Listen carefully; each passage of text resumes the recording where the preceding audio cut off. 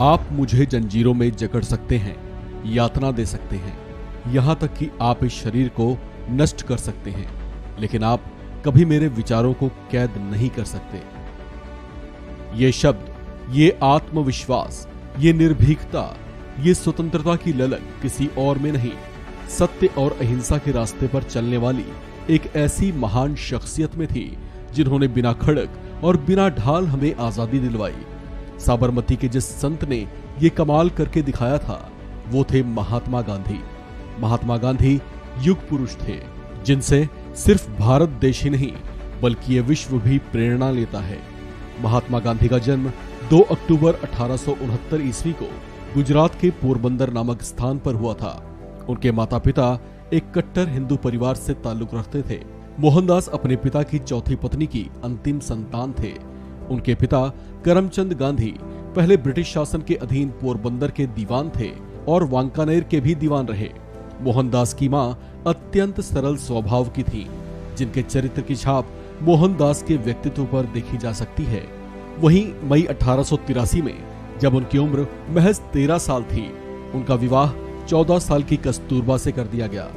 गांधी जी ने वकालत इंग्लैंड से की। गांधी जी के परिवार में 4 बेटे और 13 पोते पोतियां हैं। गांधी जी के परिवार की बात करें तो उनके पोते पोतियां और उनके 154 वंशज आज 6 देशों में रह रहे हैं। 19 साल की उम्र में महात्मा गांधी साल 1888 में बैरिस्ट्री करने के लिए इंग्लैंड चले गए थे, जहां उन्होंने यूनिवर्सिटी कॉलेज लंदन में दाखिला लिया। पढ़ाई पूरी कर वे वापस भारत लौट आए, जहां उन्होंने कुछ समय तक बॉम्बे और राजकोट में वकालत की, लेकिन यहां मन नहीं लगा तो वे 1893 में अफ्रीका चले गए। बैरिस्टर मोहनदास के जीवन में यहीं से एक नया मोड़ आया। अफ्रीका में रंगभेद और अत्याचार ने उनके मन को भीतर से झकझोर दिया और उन्होंने अफ्रीका में इसके खिलाफ आवाज बुलंद की। इसका असर वहां के लोगों पर बहुत गहरा पड़ा। अफ्रीका से उन्होंने भारत का रुख किया, जहां उन्होंने अंग्रेजों के दमन को देखा। युवा बैरिस्टर मोहनदास जो हाल ही में अफ्रीका से लौटे थे, उन्होंने भारत में भी विरोध का बिगुल फूंक दिया। उनके मोहनदास से महात्मा बनने की शुरुआत बिहार के चंपारण से हुई।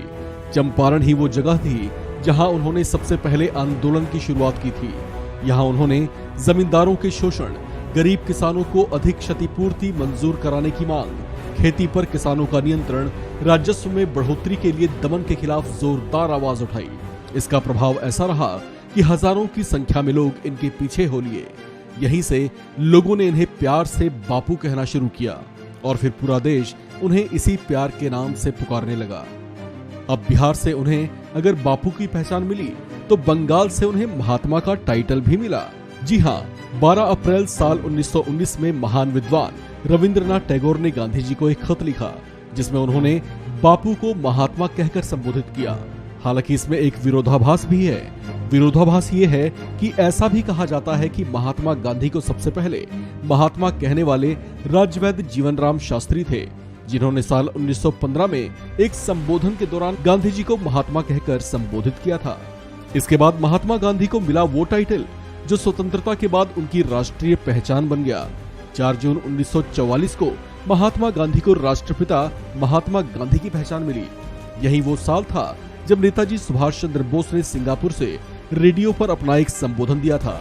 इसी दौरान महात्मा गांधी का जिक्र करते हुए उन्होंने उनके लिए राष्ट्रपिता शब्द का इस्तेमाल किया। साल 1948 में महात्मा गांधी के निधन के बाद रेडियो पर दुखद संदेश सुनाते हुए तत्कालीन प्रधानमंत्री जवाहरलाल नेहरू ने भी कहा कि राष्ट्रपिता अब नहीं रहे।